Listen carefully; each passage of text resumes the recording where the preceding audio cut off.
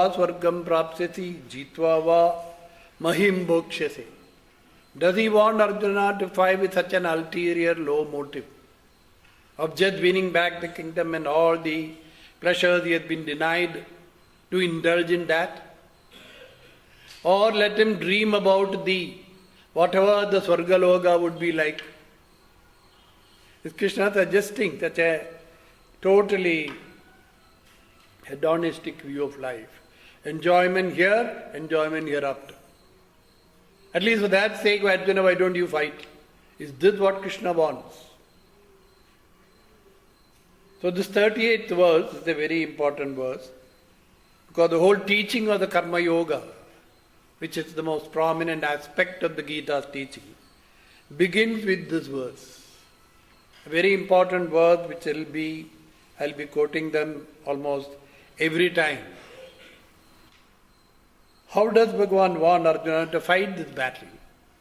Sukha dukkhe same kritva, labha alabhau same kritva, jaya ajayau same kritva, tataha yuddhaya yujyasva, na evam papam avapsyasi.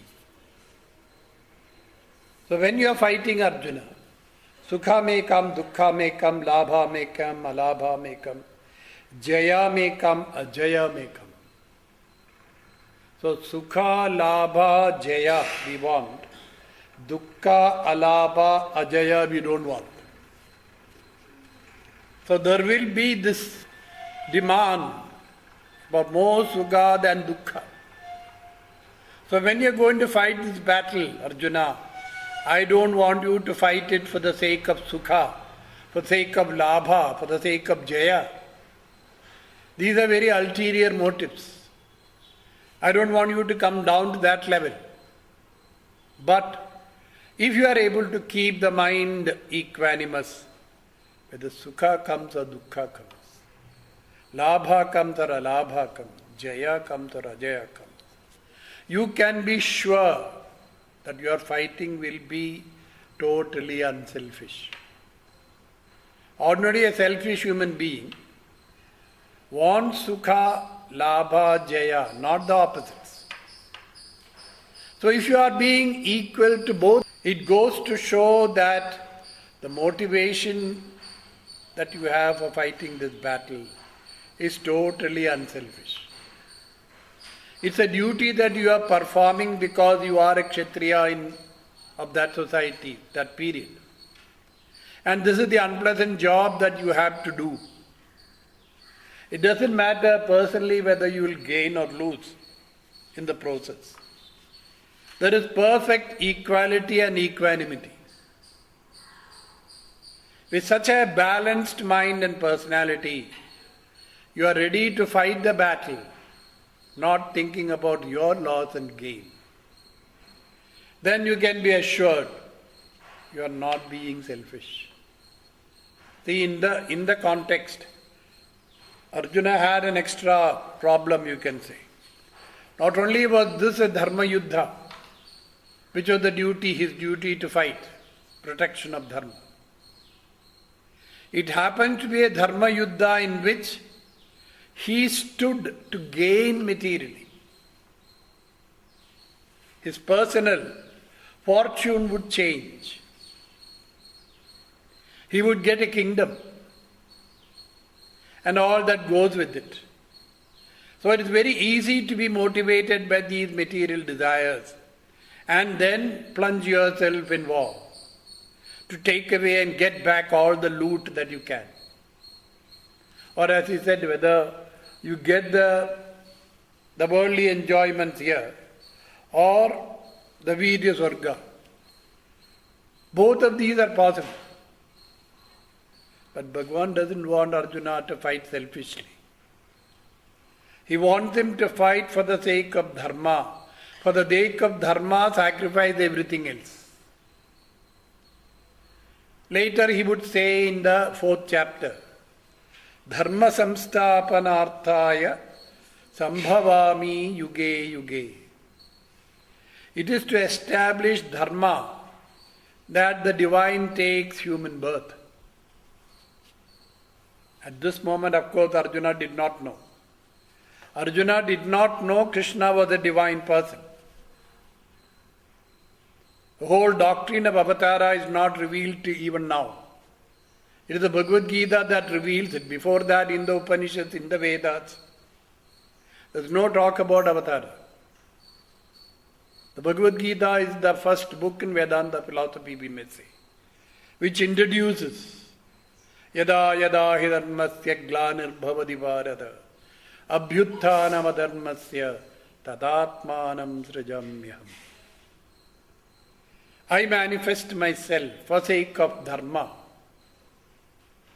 whenever it is necessary. So at this moment in this dialogue, Bhagavan has not yet spoken that to Arjuna. Arjuna does not know him as divinity. He considers him as a very clever person, very popular person, a close friend as well as his brother-in-law. Beyond that, nothing else. So when he tells him, fight the battle, not for the kingdom, not for the victory, not for the pleasures, all make your mind absolutely equanimous, whatever may be the result. Tatho yuddhaya yujyasva naivam papam avapsyasi. You will not incur any papa because you will be fighting the battle not for your kingdom but for the sake of dharma.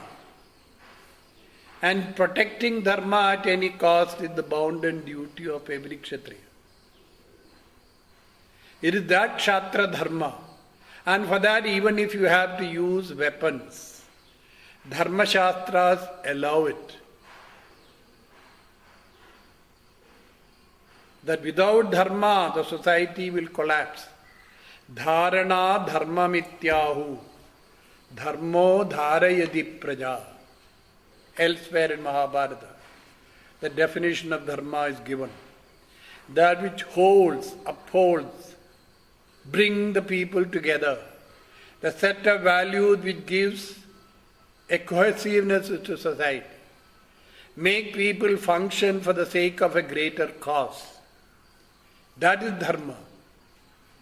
And here is a dharma yuddha which Arjuna could not avoid by giving excuses that these, after all, these are dharmis. These are my own swajanam, my kith and kin. How can I take up arms against them? That argument would not be valid because those people also knew the consequences of this battle. Dhritarashtra knew what would be the consequence. And yet he allows the son indulgence. Doesn't want to follow the path of dharma. Even today people behave publicly that way. Where the I and mine, aham and mama, comes as a great obstacle, stopping you from doing what is correct, what is right.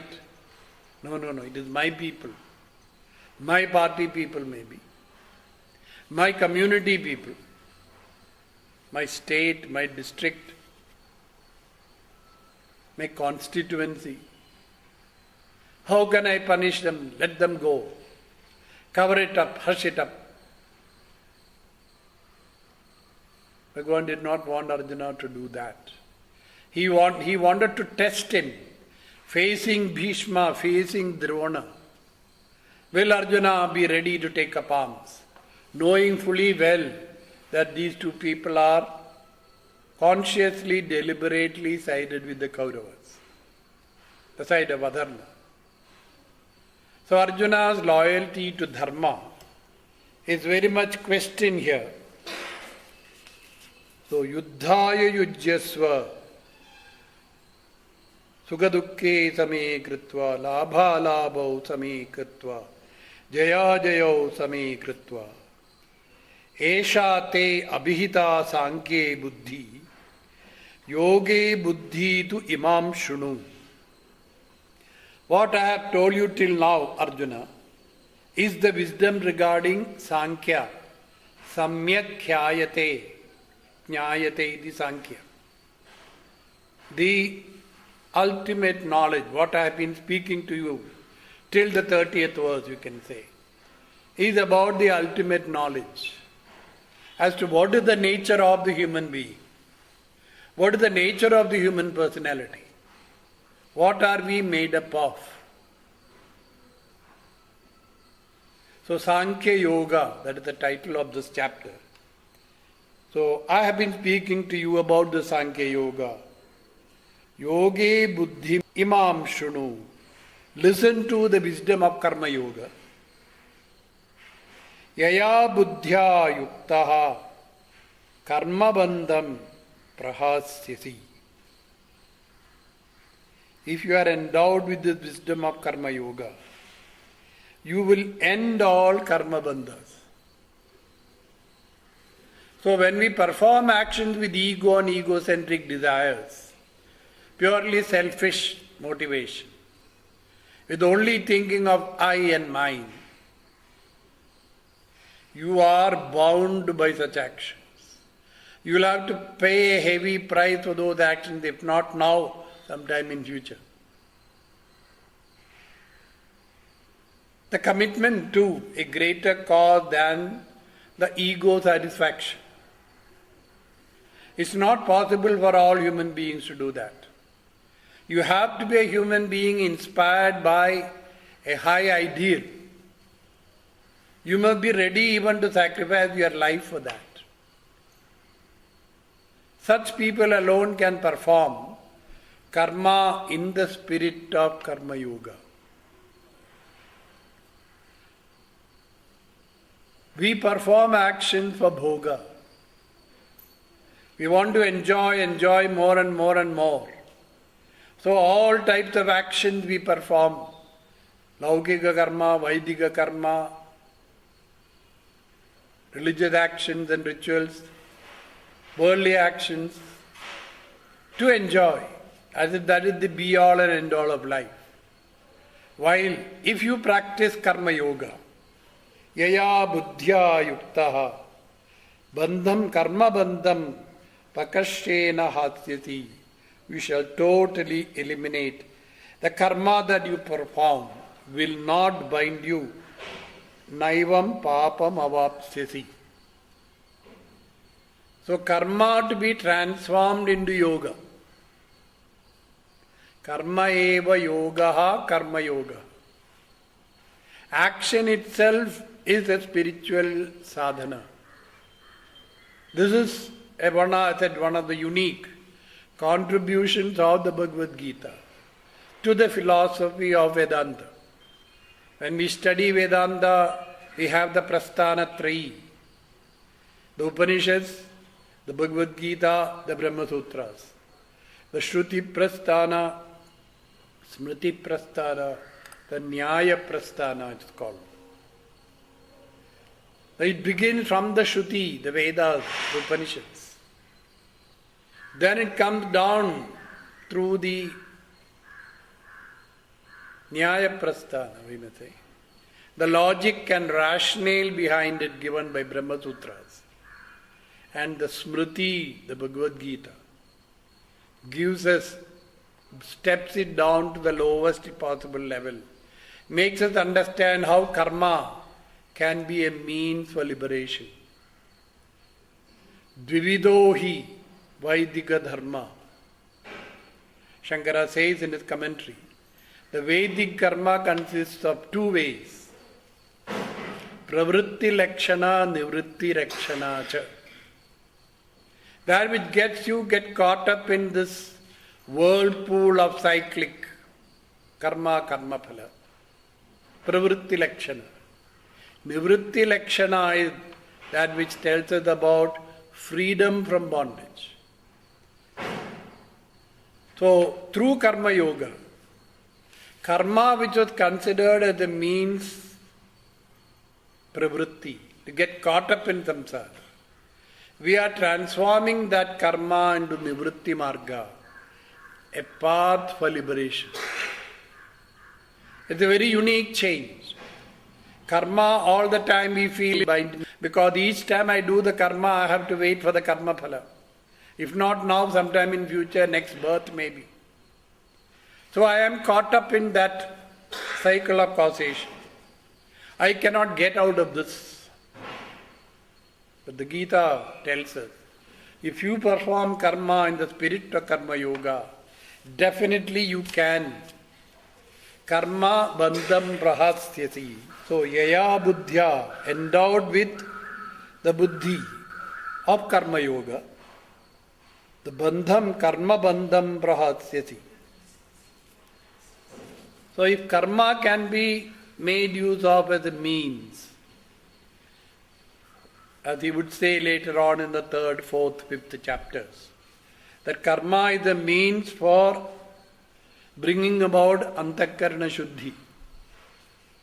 We have a personality, inner personality, which is constantly interacting with the world.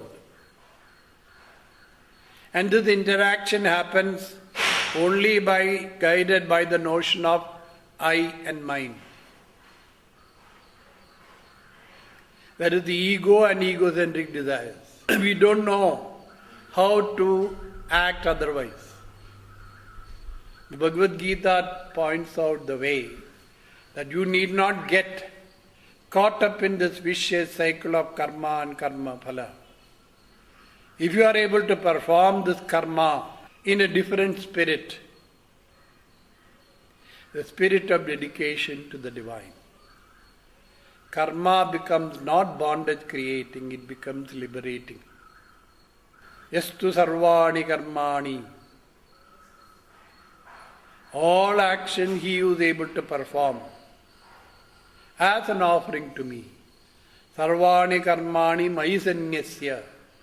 Nirashi nirmamo bhutva yudhyatva vigadajvara. Fight the battle without any anxiety. But fight for me. Sarvani karmani mayanyasya, offering to me. Not for your personal gain and victory. Convert karma into worship. When you offer samyaknyasa, sannyasa, as an offering to the Lord, karma becomes worship. Work becomes worship when the altar of dedication is shifted from the ego to the Supreme Lord. So you will find that this verse I just quoted now already is coming in the 3rd chapter. It will be quoted again and again by Bhagavan. And the beginning of the teaching of Karma Yoga is here. Buddhya yukto yaya partha or sugadukke same kritva labha labha jaya jayo tato yuddhaya yujyasva naivam papam avapsyasi. Na iha abhikramanashosti pratyavayoha na vidyate. In this case of Karma Yoga, I say, there is no loss of effort. Pratyavayo na vidyate, not the possibility of contrary result. Swalpam abhi astya dharmasya mahado bhayatrayate. Even if a little bit you are able to practice, it will save you from great danger. See, abhikramanashan pratyavaya dosha, little technical terms, which was used in the earlier Karmakanda. And Karmakanda was advocating kamya karmas. That is, karmas motivated by selfish desires. They pointed out there are 2 defects. That if you do these karmas exactly as it is said, no doubt it will bring the result. But if you don't do it exactly as they say, with the right chanting, the right mantra, etc., it will bring you contrary result, opposite results. Or you put in a lot of effort, but somewhere halfway through you stop it, drop it. You used to drop examination papers like that, no? If you do a few papers, then drop. We'll do it next time. Like that you can keep on extending. But whatever effort you have put in, it becomes useless. So similarly, the karma kanda also. If you perform a karma, unless you complete it, it doesn't give you any result. So that is considered a defect of kamya karma. It can give contrary result, it may not give any result at all. So he is referring to that here. Esha te abhihita neha na iha, in this abhikramanashosti na pratyavayaha vidyate swalpamapi apyatse dharmasya. A little bit of it will protect you.